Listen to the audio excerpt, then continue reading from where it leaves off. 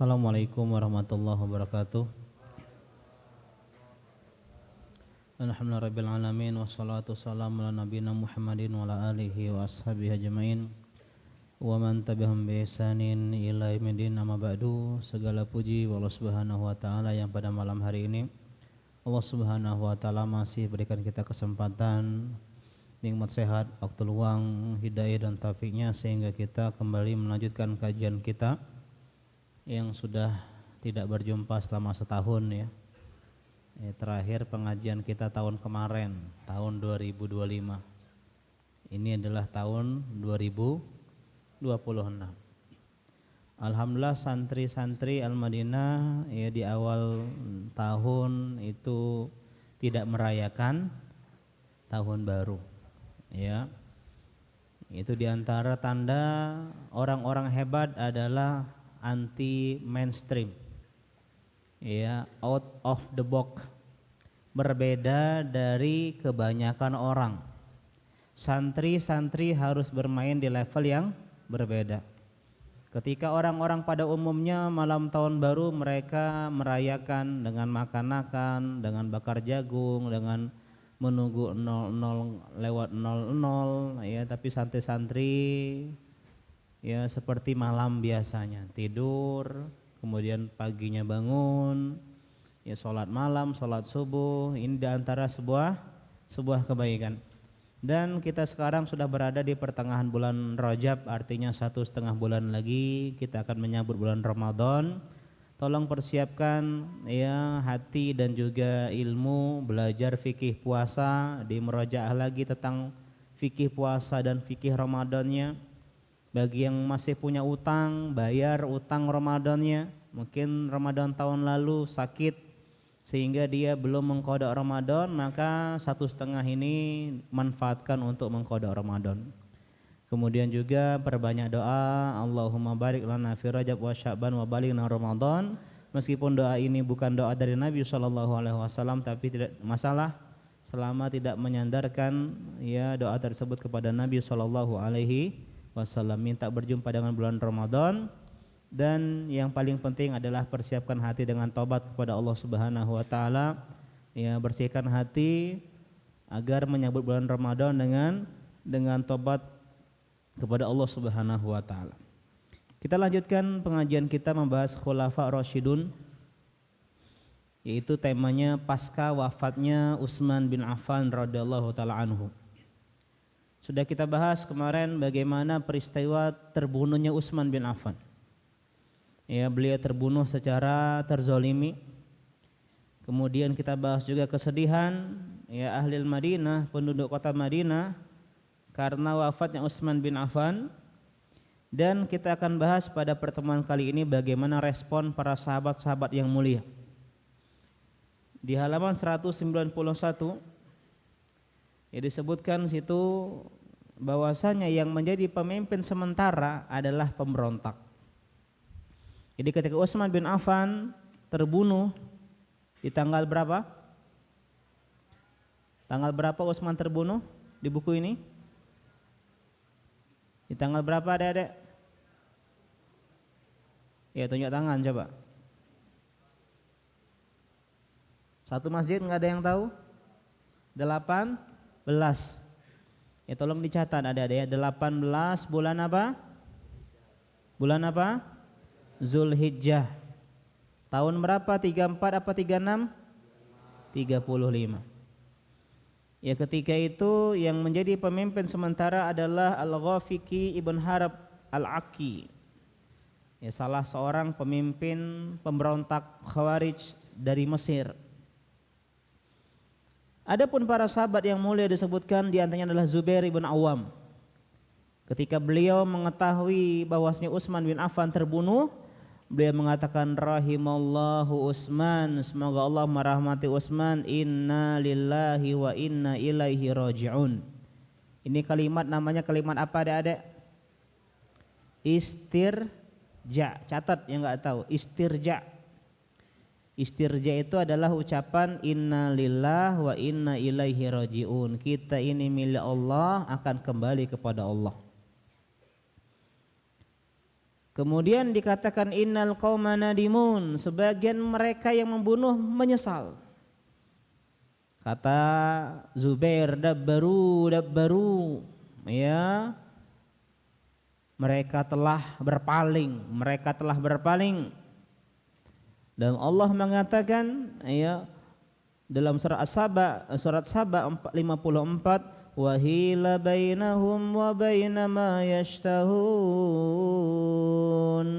dan telah dihalangi, ya, diberikan penghalang antara mereka dengan apa yang mereka inginkan. Apa yang diinginkan oleh para pemberontak? Keamanan, kedamaian, ketentraman. Tidak lagi ada pemimpin zalim versi mereka. Tapi ternyata apa yang terjadi setelah Utsman bin Affan meninggal? Kekacauan demi kekacauan. Allah Subhanahu wa taala menghukum mereka tidak mendapatkan tujuan apa yang mereka inginkan.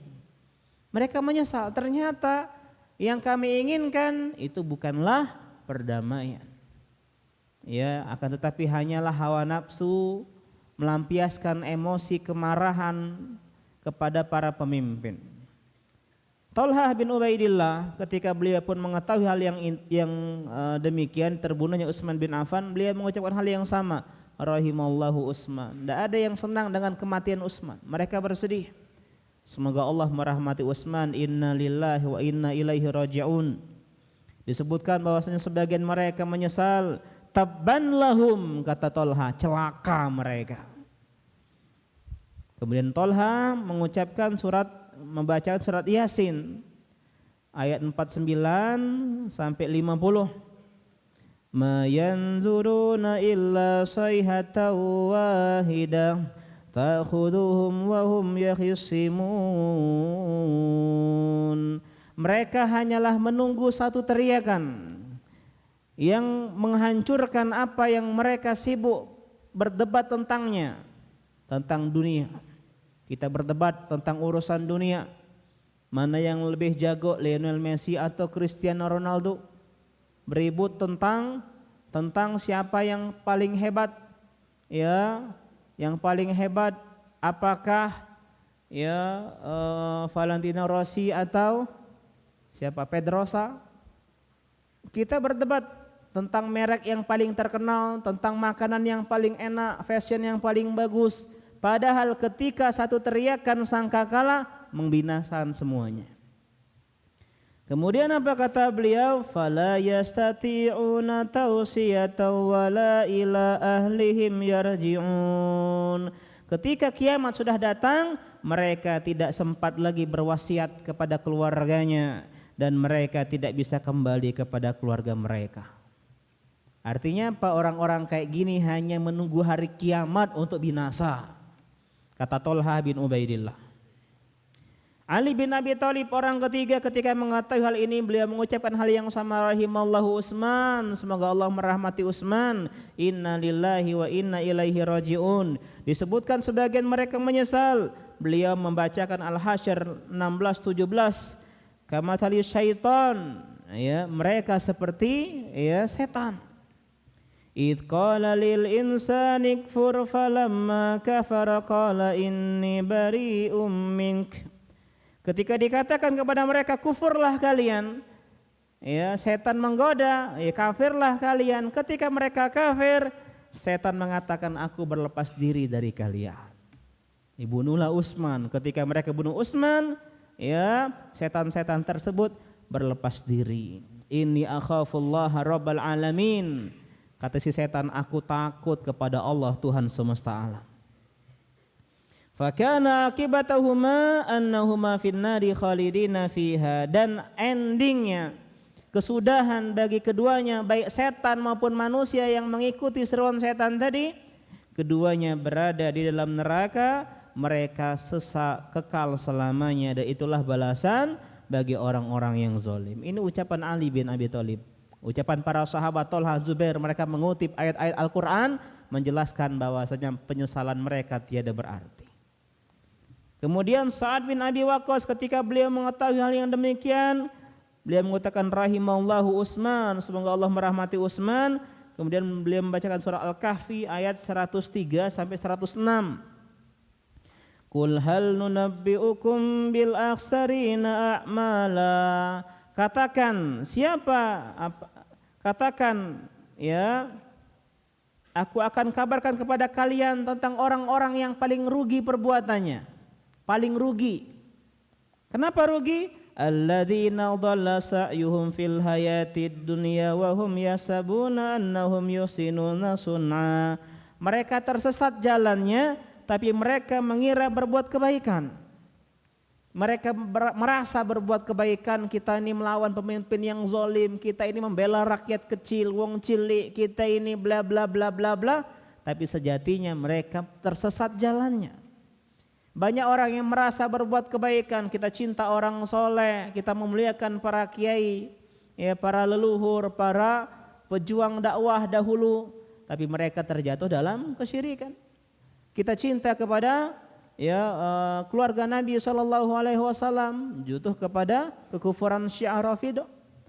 Jadi banyak orang-orang yang merasa mereka berada di dalam sebuah kebaikan, tapi kata Allah Subhanahu wa taala, ya alladzina dhalla sa'yuhum fil hayatid dunya, di kehidupan dunia mereka sia-sia, tersesat usaha mereka, sia-sia, dan mereka mengira mereka sudah buat kebaikan.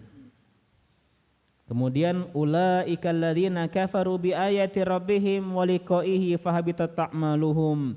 Mereka adalah orang-orang yang kufur kepada ayat-ayat Tuhan mereka dan perjumpaan dengan Allah Subhanahu wa taala, dan Allah lenyapkan amal-amal mereka di hari kiamat nanti. Jadi ini adalah ucapan yang sangat telak dari Sa'ad bin Abi Waqqas, ya, kepada pemberontak yang mereka katanya ingin atas nama dakwah, atas nama perjuangan, membela negara dan seterusnya, tapi mereka justru membawa masyarakat ke dalam kekacauan dan kebinasaan. Ya, jadi adik-adik, niat saja tidak cukup dalam beragama. Ya, niat saja tidak cukup. Ketika orang-orang berbuat bid'ah sepertinggal Nabi SAW, menghitung dengan kerikil-kerikil berzikir dalam satu komando. Ketika itu Ibnu Mas'ud radhiyallahu anhu menegur mereka. Itu para sahabat masih hidup, bejana Nabi belum kering. Artinya tidak lama Nabi meninggal, tapi kalian sudah menyimpang, mengerjakan hal-hal yang belum pernah dikerjakan oleh Nabi SAW di masa hidup beliau. Ya Aba Abdillah, manuridu illa khairan, kami tidak ingin kecuali kebaikan. Kemudian kata beliau ucapan yang sangat indah, betapa banyak, ya, kam min muridin lil khair lam yusibhu. Betapa banyak orang yang ingin kebaikan tapi dia tidak mendapatkan kebaikan. Ya, dia pengen berbuat baik tapi tidak sesuai dengan tuntunan ajaran Nabi sallallahu alaihi wasallam, berbuat kebid'ahan, ya, berbuat kesyirikan atas nama mencintai orang-orang soleh. Bukankah kaum Nabi Nuh alaihi salam ketika itu mereka jatuh dalam kesyirikan pertama kali karena alasannya baik, karena kami mencintai orang soleh. Mereka bikin patung orang soleh untuk memotivasi mereka beribadah. Kemudian pun mereka akhirnya meminta kepada orang-orang yang soleh yang sudah meninggal itu. Ya, jadi hati-hati dengan niat baik yang tidak diiringi dengan perbuatan yang benar.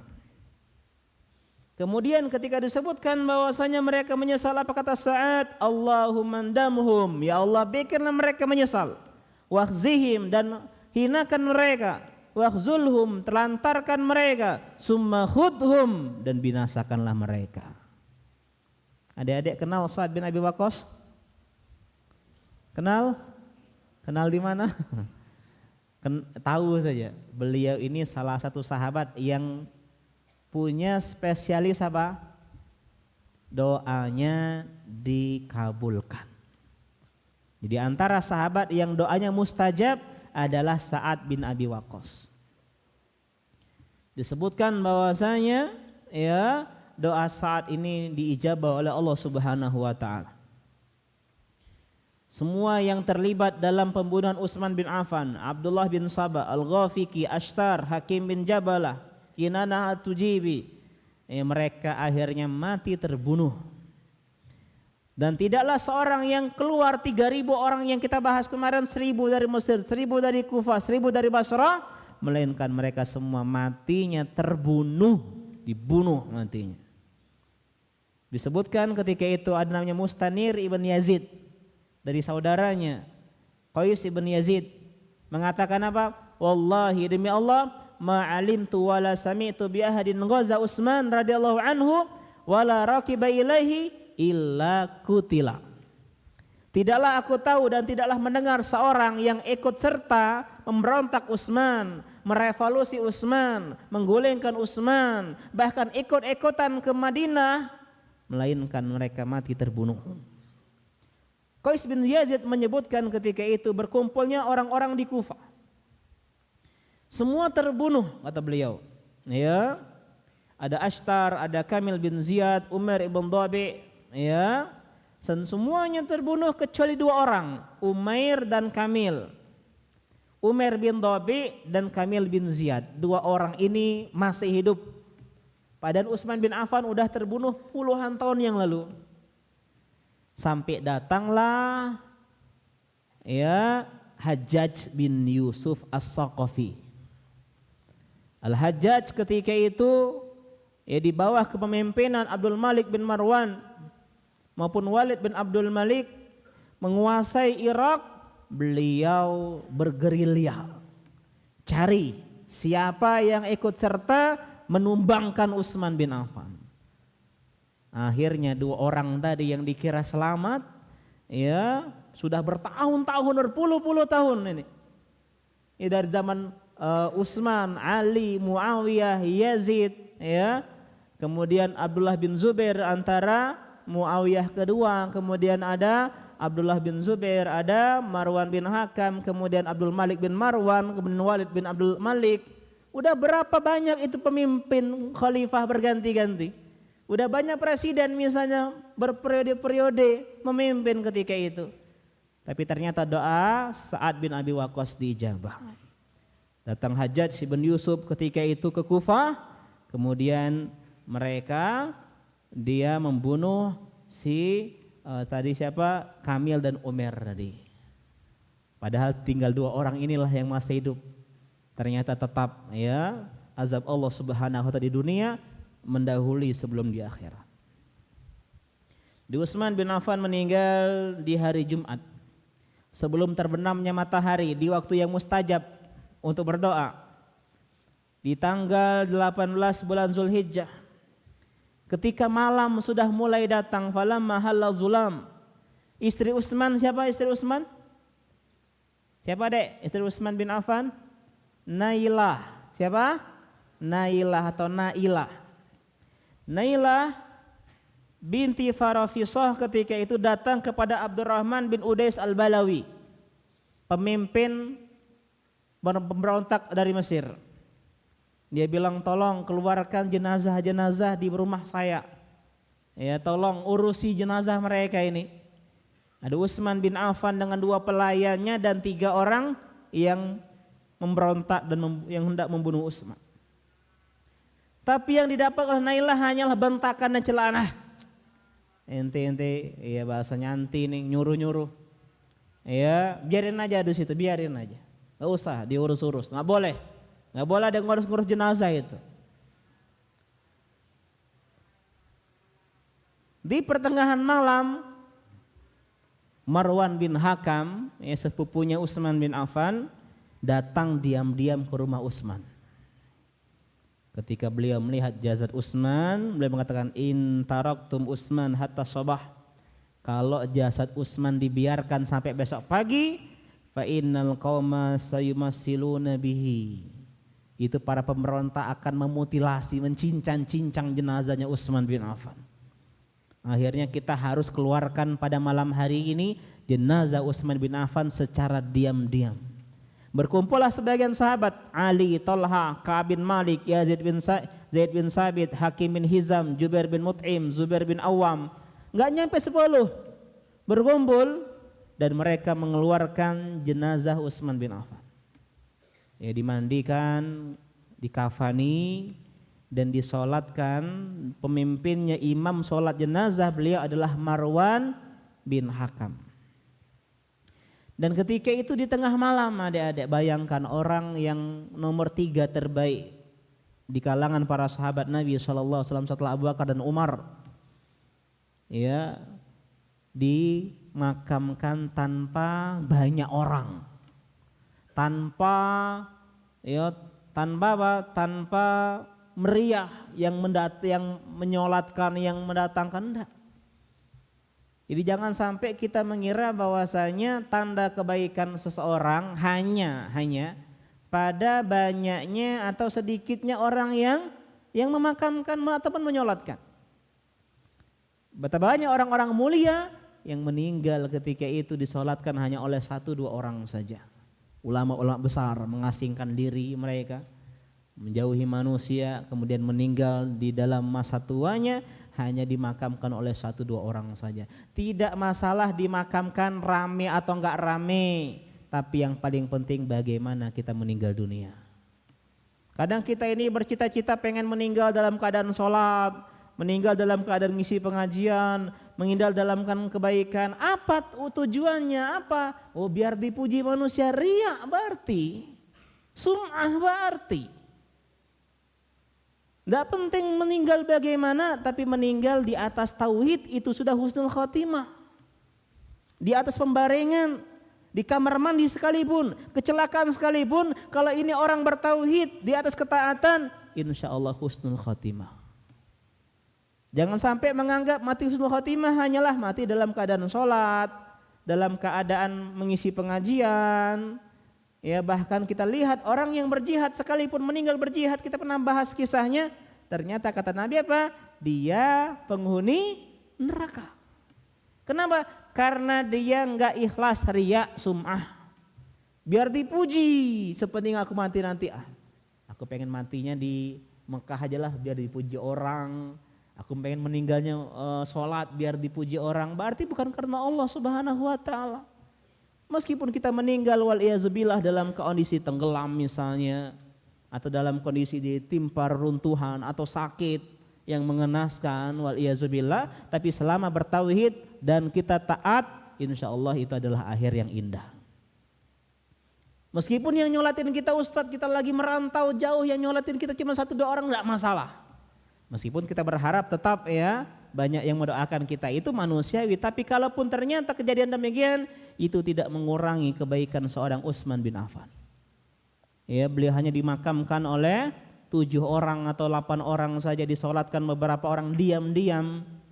Ketika itu ya disebutkan mereka membawa jenazah Utsman ke Hashul Kaukab, ya, atau kebun bintang kalau bahasa kita sekarang. Itu sebuah kebun yang dikenal dengan kebun bintang yang di samping Baqi Al-Gharqad. Dulu belum bagian dari Baqi, pemakaman Madinah sekarang belum bagiannya.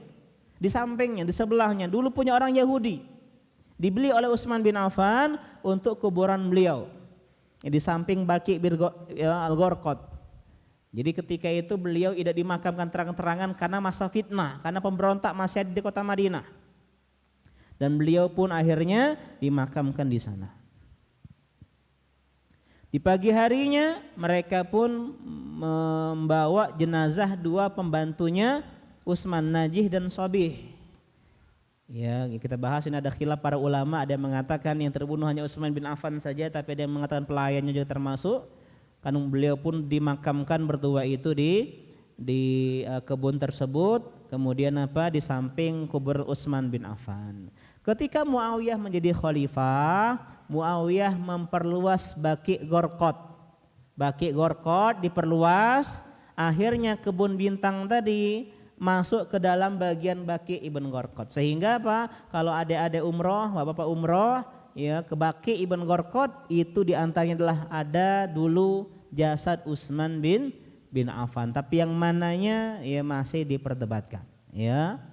Yang mananya wallahu taala a'lam. Yang jelas di situ ada Aisyah, ummahatul mukminin, kemudian ada anak-anak Nabi, ya, kemudian ada sahabat-sahabat yang mulia, di antaranya adalah Utsman bin Affan, radhiyallahu anhu, karena Abu Bakar dan Umar meninggalnya dimakamkan di samping Nabi sallallahu alaihi wasallam, bukan di Baqi Gharqad. Adapun Utsman bin Affan di Baqi Gharqad. Adapun Ali bin Abi Thalib di Kufah yang disembunyikan tempat kuburan meninggalnya beliau. Adapun 3 orang sisanya pembunuh Utsman, Sudan, Qatirah dan Kulsum. Ini pun kita bahas kemarin, khilaf para ulama. Ada yang mengatakan mereka tidak terbunuh, mereka kabur, ya. Tapi di buku ini disebutkan mereka terbunuh. Disebutkan di buku ini para sahabat jarruhum bi arjulihim, menyeret jenazah-jenazah para pembunuh Utsman dengan kaki-kakinya, kemudian dilemparkan di kebun-kebun kota Madinah dan dimakan oleh anjing-anjing kota Madinah. Akan tetapi ya disebutkan bahwasanya ini adalah sebuah riwayat yang lemah. Ya, riwayat yang lemah, ya tidak sesuai dengan apa ya, meskipun ini orang pemberontak, pendosa besar, dalam manhaj Ahlussunnah wal Jamaah kita tidak mengkafirkan seseorang meskipun dia membunuh ya sahabat sekalipun. Masih tahta masyiatillah. Sehingga tetap sebagai seorang muslim disolatkan dan dimakamkan, ya. Tapi di sini disebutkan demikian dalam Tarikh At-Tabari tanpa sanad yang jelas, disebutkan oleh para ulama ini adalah riwayat yang tidak sahih. Wallahu taala a'lam. Kemudian setelah Utsman bin Affan dimakamkan, Marwan bin Hakam dan sebagian Bani Umayyah ini siapanya Utsman? Keluarganya Utsman bin Affan pergi meninggalkan kota Madinah ke Mekah. Kenapa? Khawatir akan dizolimi oleh para pemberontak. Ketika di perjalanan ke Mekah bertemu dengan Ummul Mukminin Aisyah radhiyallahu taala anha di jalan. Aisyah dari Mekah mau ke Madinah, kan rumah Aisyah di Madinah. Marwan bin Hakam dan Bani Umayyah dari Madinah ke Mekah, ketemulah di tengah jalan.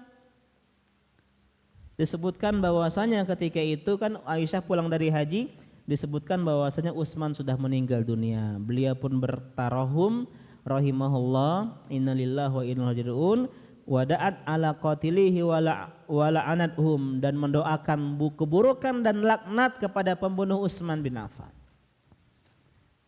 Dan Aisyah yang awalnya mau ke Madinah ikut Marwan bin Hakam ke Mekah. Ya, jadi sebagian para sahabat ketika mengetahui Madinah sedang tidak kondusif, mereka pergi ke kota Mekah. Sebagian Bani Umayyah ada yang tidak ke Mekah, mereka ke Syam. Kemana ke Syam? Ke Muawiyah. Bertemulah dengan pasukan dari Muawiyah dari Syam di Wadil Qura yang dipimpin oleh Habib bin Maslamah. Ketemu. Disebutkan bahwasanya Utsman bin Affan sudah meninggal dunia. Akhirnya pasukan Muawiyah dari Syam, ya, yang dikirim Muawiyah untuk menolong Utsman di Madinah, pulang kembali ke Syam. Begitu pasukan Kufah jalan dari Kufah ke Madinah, di tengah jalan dapat kabar meninggal dunia Utsman bin Affan. Mereka pun balik mundur dipimpin oleh Qaqqa bin Amr At-Tamimi. Halaman 194 disebutkan sekarang tentang riwayat-riwayat. Selesai tentang masalah Utsman bin Affan, dan kita akan bahas beberapa riwayat dari tabi'in dan juga sahabat bagaimana tentang hal-hal yang berkaitan dengan pembunuhan Utsman bin Affan. Yang pertama dari Sunan An-Nasa'i, Ahnab bin Qais At-Tamimi, beliau mengatakan kharajna hujjajan, kami keluar ya, untuk berhaji. Wa qadimnal Madinah wa nahnu nuridul hajj, kami tiba di Madinah pengen haji. Sebelum ke Mekah, ke Madinah dulu. Ketika itu terjadi fitnah Utsman bin Affan. Di tengah-tengah kami ya fa bainama nahnu fi manazilina nada'u rihalana id atana atin. Ya, kami lagi di kemah-kemah kami, lagi di penginapan, datang orang. Dia mengatakan inna nasa qad ijtama'u fil masjid. Ya, orang-orang pada kumpul di masjid. Kayak tadi ya, pengumuman diumumkan kepada warga misalnya kumpul di masjid, kumpul. Waqad fazi'u, kemudian mereka sedang dalam kondisi terkejut kaget. Ya fantolakna, kami pun akhirnya datang ke masjid. Fa idzan nasu mujtami'una fil masjid, manusia kumpul di masjid. Ada Ali, Zubair, Tolha, Sa'ad bin Abi Waqqas dan kami, kata Ahnaf bin Qais.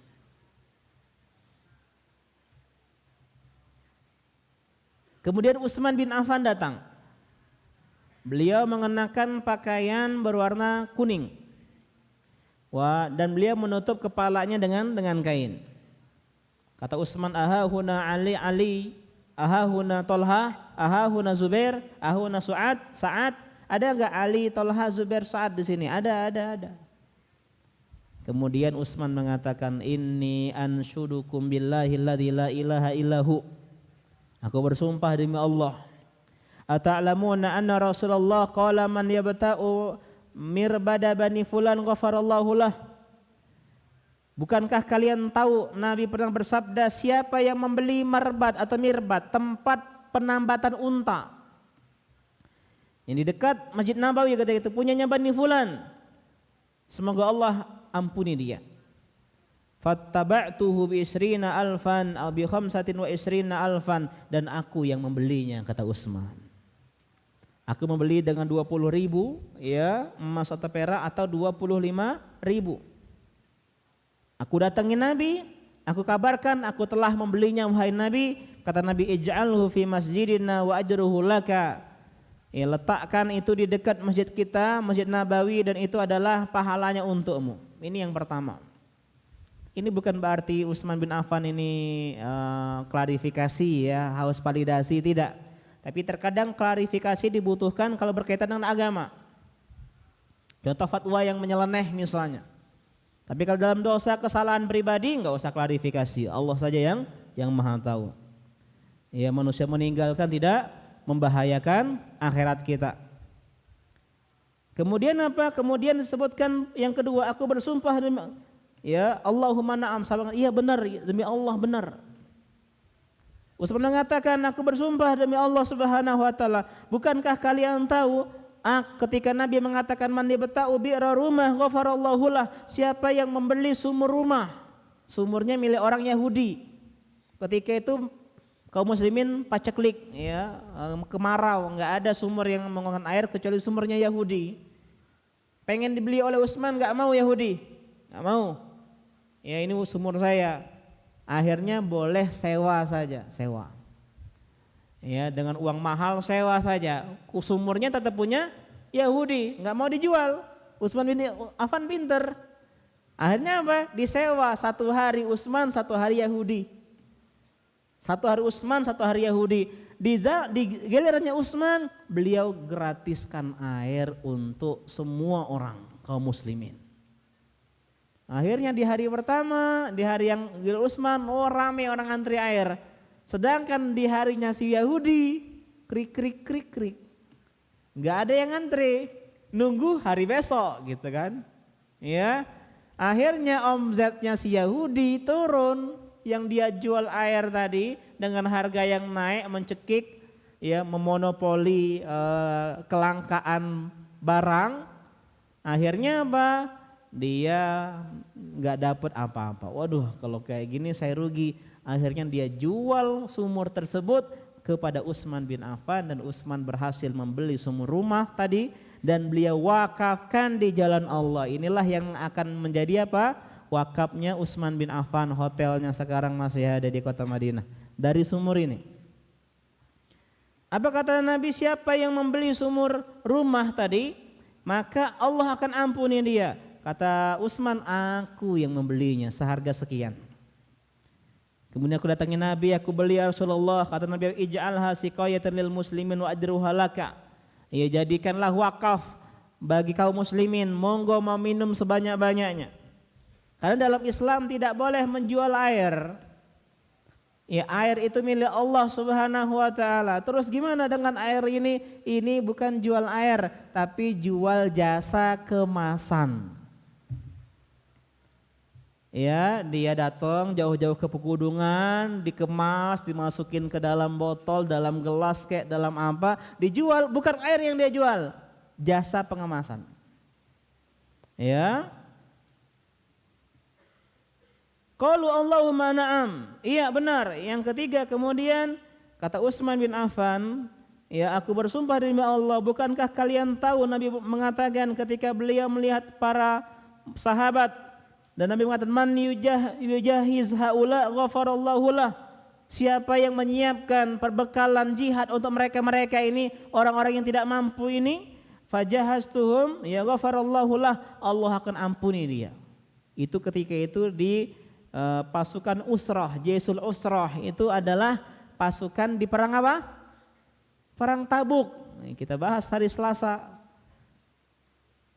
Dan aku yang menyiapkan mereka perbekalan sampai mereka tidak kehilangan iqalan wala khitaman, tali kekang, tali kepala unta dan tali kekangnya. Kalau kekang itu ke hidung sama ke leher, ya, sama tali kepala. Lengkap dengan tali kepalanya itu. Ketika para sahabat mengiyakan Allahumma syhad, Allahumma syhad, Allahumma syhad, ya Allah saksikanlah. Ini asar yang pertama. Yang kedua dari Tirmizi dari Abi Abdurrahman As-Sulami, beliau mengatakan lama husira Utsman, ketika Utsman bin Affan dikepung, beliau dari atas rumahnya, mungkin bahasa kita sekarang nih apa ya? Apa itu namanya? Bagian lantai 2 yang ada berandanya, balkon ya, kayak gitu ya, ada balkonnya. Beliau mengatakan uzakirukum billah, aku ingatkan kalian atas nama Allah Subhanahu wa taala. Apakah kalian tahu Hira? Hira itu adalah nama gua. Bukit apa namanya, Dek? Gunung apa namanya? Gunung An-Nur, Jabal Nur atau Jabal Hira. Pernah intafadha, ihtazza, pernah bergetar, bergoyang, gempa. Ketika itu Nabi, Abu Bakar, Umar dan Utsman di atasnya. Usbut Hira, ya tenanglah engkau Hira. Falaisa alaika illa nabiyyun wa siddiqun wa syahid. Di atasmu ini tidaklah dan tidak lain dan tidak bukan adalah seorang nabi, siddiq dan syahid. Qalu na'am, ya sahabat mengatakan iya benar wahai Utsman. Yang ketiga dari Bukhari dan Muslim dari Anas bin Malik, ya kalau yang tadi adalah Jabal Hira, ini Jabal Uhud. Irtaja Jabal Uhud, ya Gunung Uhud ketika itu bergetar. Artinya Nabi SAW ya mendaki gunung. Wa alaihin Nabi wa Abu Bakar wa Umar wa Utsman. Wah, daki-daki nyampein badan aja. Ya, membahayakan diri. Betul sih, tapi jangan tidak salah juga. Orang mau sehat, termasuk olahraga. Ya. Dan saya mantan anak Mapala, mahasiswa pencinta alam. Ya, banyak belajar dari mendaki Gunung Semeru di Jawa, Gunung Agung di Bali. Ya, dari solidaritas, persahabatan. Emang capek sih. Kalau sekarang kayak nggak kuat karena udah 80 kilo ke atas. Kalau dulu kan saya kurus, jadi enak. Itu pun wah capek sekali. Karena teman-teman muda-muda. Saya termasuk kakak kelas.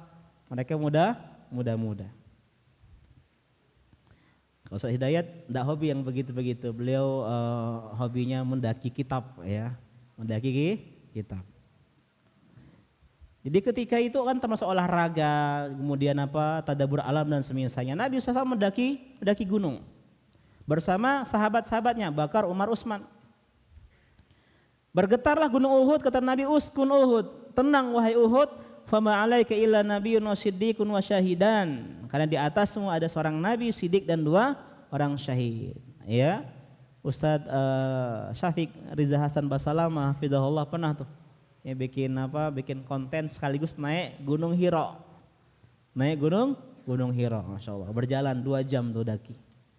Ya, saya pun kalau ada kesempatan pengen, cuman kalau lagi umroh tuh nggak sempat ya. Kalau lagi umroh yang paket biasanya nggak sempat.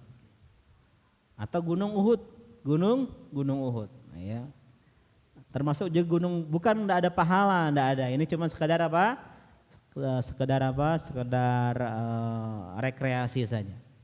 Kalau pahalanya ada di masjid. Yang nggak boleh menganggap itu ada pahala khusus. seperti orang-orang India ya, atau Pakistan yang mereka menyengaja mendaki Gua Hira untuk tabaruk. Nah, ini nggak boleh, haram hukumnya. Tabaruk dengan jejak-jejak kaki Nabi Shallallahu Alaihi Wasallam. Ini yang keempat dari Bukhari dan Muslim dari Abu Musa al-Asy'ari ya, kata beliau, kuntu ma Rasulillah fi haitin min hitanil Madinah. Aku berada di salah satu kebun di antara kebun kota Madinah. Kemudian Nabi memerintahkanku untuk menjaga pintu kebun tadi, jangan ada yang masuk, izin dulu. Datang seseorang minta izin. Kemudian apa? Kemudian Nabi bertanya, siapa ini? Siapa? Abu Bakar. Kata Nabi, izinkan dia dan kabarkan kepada dia dengan surga. Izan lahu wa basyirhu bil jannah. Masuk Abu Bakar, engkau akan masuk surga. Masuk Abu Bakar. Dalam kemudian Umar datang. Ya, kata Nabi, izinkan, izan lahu ya wa basyirhu bil jannah. Masuk Umar bin Khattab, kabarkan dia dengan surga. Yang ketiga Utsman datang. Kata Nabi, izan lahu wa basyirhu bil jannah ala balwa yusibuhu. Tapi ada tambahan. Kabarkan beliau dengan surga atas musibah yang akan menimpanya. Ya, jadi surganya Utsman bin Affan ini sedikit dramatis. Tidak semulus Abu Bakar dan Umar. Meskipun Umar pun dibunuh oleh tokoh orang Majusi, tapi Utsman bin Affan ini ya lebih lagi musibah yang menimpa beliau. Ketika Utsman bin Affan masuk, beliau mengatakan Allahumma sabron, ya Allah berikan aku kesabaran, Allahul musta'an, Allah lah tempat minta pertolongan. Yang kelima, ini riwayat-riwayat tentang Utsman bin Affan wafat beliau atau sebelum keutamaan beliau dari di Tirmizi, Ahmad dari Aisyah radhiyallahu anha, kuntu inda Nabi, Aisyah bersama Nabi. Ya Aisyah, kata Nabi, lau kana indana man yuhaddisuna. Gimana ya sebagusnya kalau saya itu pengen ada orang yang di sini dekat sini ngobrol sama saya, pengen ngobrol gitu. Nabi pengen ngajak orang ngobrol. Kemudian kata Aisyah, ya Rasulullah, ala abasu ila Abi Bakar, mau aku kirim orang namanya Abu Bakar Siddiq? Nabi diam. Nabi ngulang lagi, siapalah ya pengennya ngobrol, aku tuh pengen ngobrol, kata Nabi. Aku utus Utsman kepada Umar, Nabi pun diam. Akhirnya Nabi da'awasifan baina yadayhi, ada seorang pelayan di hadapan Nabi, beliau bilang, ya dipanggilnya, kemudian fasarahu, ngomong berbisik-bisik. Ya, artinya ngomong berdua rahasia, ya Aisyah jauh enggak dengar. Fazahaba, dia pun pergi orang tadi. Tolong panggilkan fulan begitu. Tapi Aisyah enggak dengar. Bukan bisik-bisik yang terlarang seperti ini ya. Karena bisa jadi di situ ada banyak orang. Jadi kalau cuma 2 orang berbisik-bisik, banyak orang enggak terlarang. Yang terlarang apa? Kalau menyisakan 1 orang. Berlima, 4 besek-besek, 1 enggak, ini haram hukumnya. Karena bikin orang sedih. Iya, ngomongnya aku budak ini gitu. Tapi kalau misalnya kayak ini berbesek-besek, Bara sama siapa sama Nanda nih. Sudah azan belum? Gitu, masa besek-besek. Ya, maka tidak termasuk besek-besek yang terlarang. Atau misalnya terlarang juga tidak besek-besek, teriak-teriak, tapi pakai bahasa dusun. Bahasa misalnya belide. Bertiga misalnya ini 2 orang beli dia teriak-teriak, yang satunya nggak ngerti. Ini pun tetap terlarang. Kenapa? Karena ilahnya membuat orang sedih. Kan tidak biasa-biasa Ustaz teriak-teriak. Iya, tapi bikin dia ini tidak ngerti ya Pak. Ya, makanya ini diantara adab etika ya dalam Islam, luar biasa Islam, sedemikian rupa pun dibahas. Akhirnya siapa yang datang? Utsman bin Affan. Faida Utsman yasta'din fa'adina lahu fadakhala fanajahu nabiyyu tawilan. Nabi ngobrol sama Utsman lama. Ya, ngobrol berdua panjang. Aisyah enggak dengar kan, enggak boleh nguping. Nguping enggak sengaja enggak apa-apa, nguping sengaja dengan niat yang jelek haram hukumnya. Termasuk nguping adalah minjem HP teman, buka WA-WA-nya, ini enggak boleh juga. Ya, termasuk privasi. Ya kalau pinjam misalnya untuk apa moto, pinjam moto, nggak boleh pinjam moto tapi lihat chatnya, nggak boleh. Ya, Saya pun kalau nyita HP santri dari dulu nggak saya pernah buka-buka. Nggak ada untungnya, tahu aib seseorang.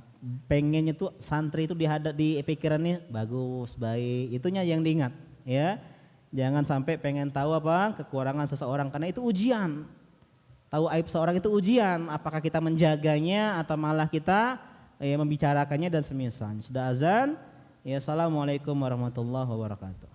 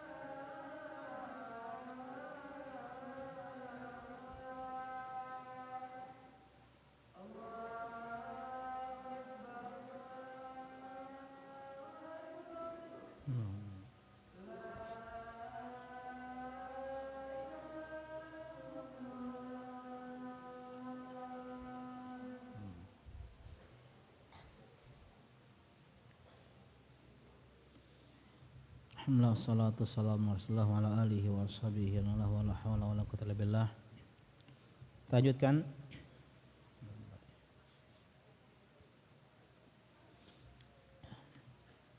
Nabi berbicara dengan Utsman bin Affan, ya, di sisi Aisyah.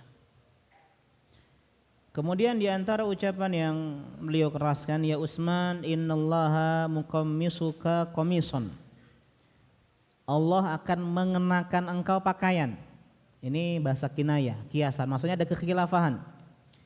Fa idza aradakal munafiquna ala an takhla'ahu fala takhla'hu lahum wala karamah qalaha lahum marrataini aw salasan. Ya, Nabi mengatakan Allah akan pakaikan engkau pakaian.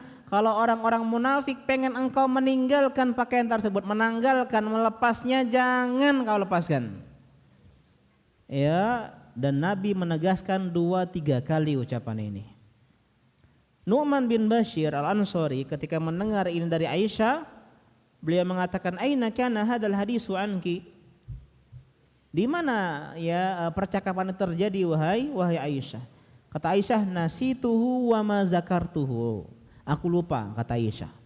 Aku lupa dan aku sampai sekarang tidak ingat di mana.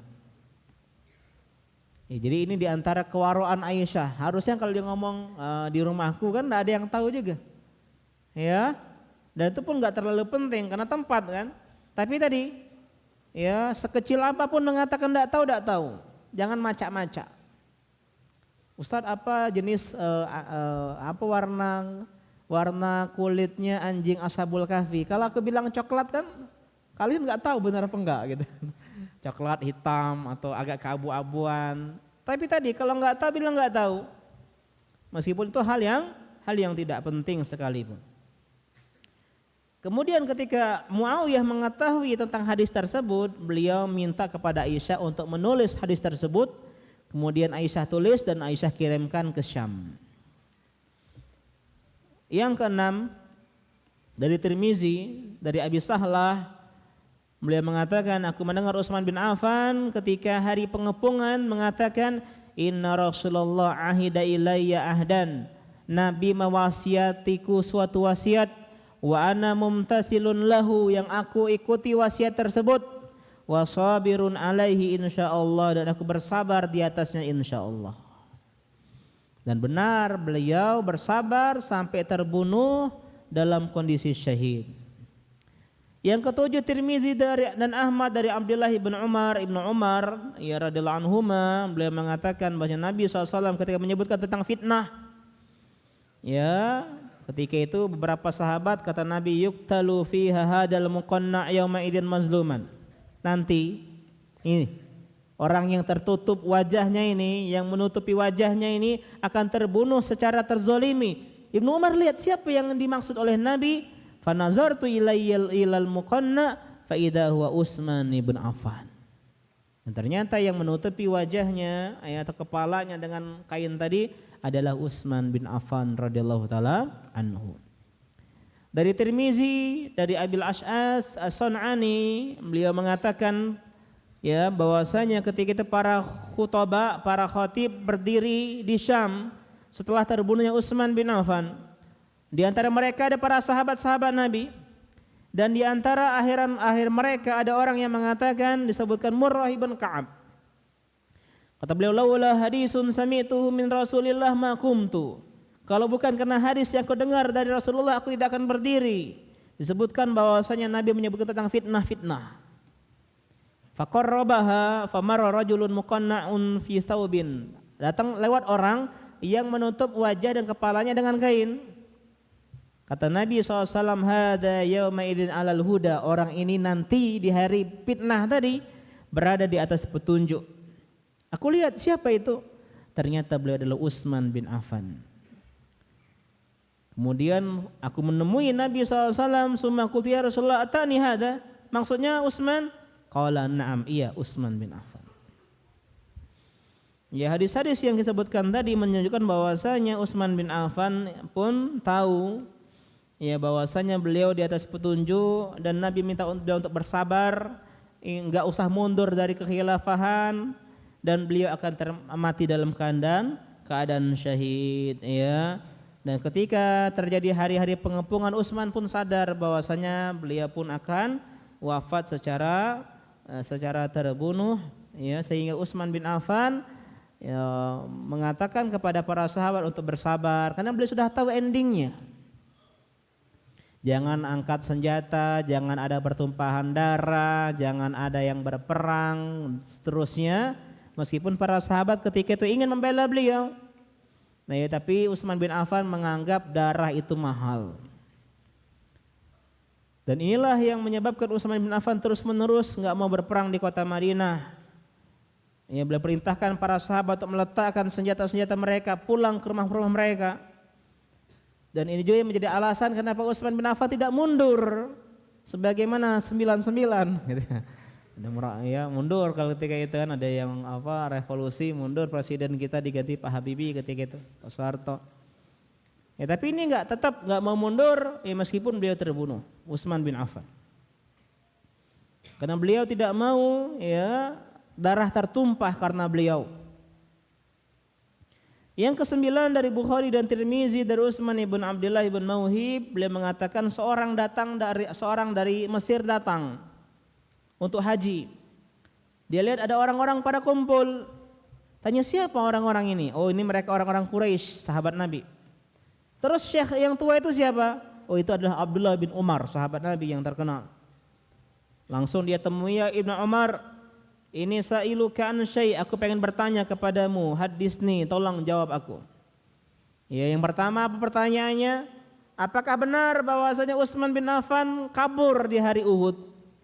Faraya Uhud, di perang Uhud beliau termasuk orang yang pergi kabur dari perang kembali ke Madinah. Ya, apa kata Ibnu Umar? Betul. Ya. Yang kedua, pertanyaan kedua, hal ta'lamu annahu taghayyaba an Badrin wa lam yashhadha? Yang kedua, apakah benar bahwasanya beliau tidak ikut perang Badar? Kata Ibnu Umar, apa? Benar.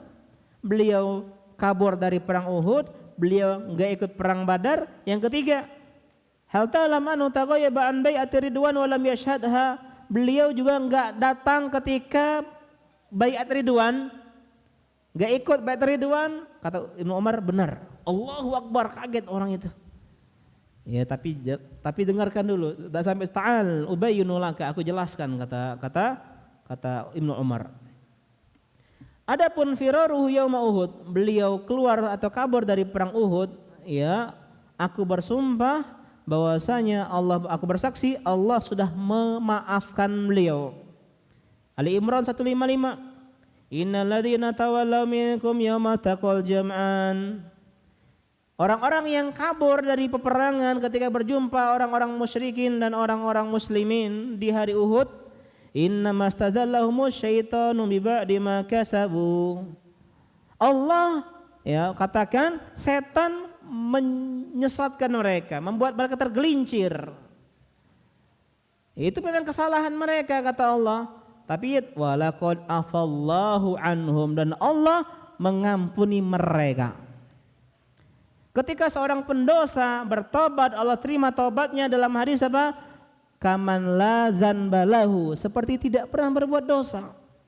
Sehingga boleh diungkit-ungkit, wahai dirimu dari Mesir. Ya, itu adalah aib Utsman di masa lalu, beliau kabur dari perang Uhud, tapi Allah sudah maafkan. Ya, kita tahu dosanya tapi enggak tahu tobatnya. Tobatnya beliau bertobat, maka kita harus juga menerima tobat beliau. Yang kedua adalah kenapa beliau ikut perang Badar? Kita bahas bahwasanya beliau menikah dengan Ruqayyah binti Rasulillah. Ketika perang Badar, Ruqayyah sakit. Nabi perintahkan untuk menjaga Ruqayyah. Itu bagian dari strategi perang Badar. Kata Nabi apa? Innalaka ajra rajulin mimman syahida badran wa sahmahu. Kau dapat pahala ikut perang Badar. Ya, dan kau juga dapat saham, ya, atau harta ghanimah dari perang Badar. Menunjukkan bahwa beliau ikut perang Badar tapi tidak secara fisik. Yang ketiga, bait Ridwan disebutkan bahwasanya betul karena beliau sudah ke Mekah duluan. Ya, ketika itu tidak ada yang lebih mulia di Mekah dibandingkan Utsman bin Affan. Jadi ngirim Utsman insya Allah aman di Mekah. Beda kalau Umar, banyak musuhnya di Mekah, nggak selamat. Utsman dikirim ke Mekah untuk negosiasi tentang Umrah Hudaybiyah. Ya, kita pernah bahas juga di kajian Selasa. Ketika itu akhirnya bait Ridwan terjadi sebelum Utsman bin Affan kembali dari Mekah. Tapi ingat kata Ibnu Umar, Nabi mengatakan dengan tangannya kanan, hada yadu Utsman, ini tangan Utsman. Ini baiat. Nah, tambah ini tangannya Utsman. Utsman ikut baiat Ridwan. Diwakili dengan tangannya Nabi sallallahu alaihi wasallam, wa hada li Utsman. Ya. Kemudian kata Ibnu Umar, idhab bihal ana ma'aka. Sekarang kau pergi dengan membawa jawaban diriku ini. Ya, wallahu taala a'lam, ya. Insyaallah kita bahas pertemuan selanjutnya, masih sedikit ya.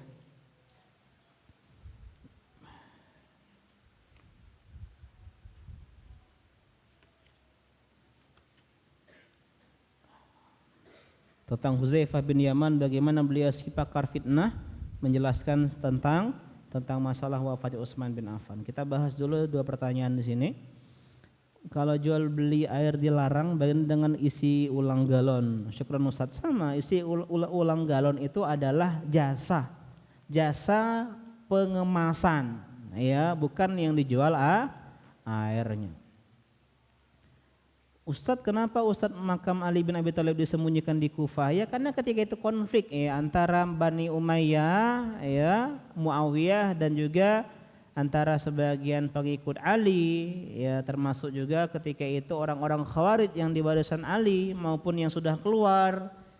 Jadi disembunyikan agar tidak diserang, dihancurkan makamnya oleh musuh-musuh politik, ya. Sehingga ketika itu Ali meminta untuk tidak dikasih tahu.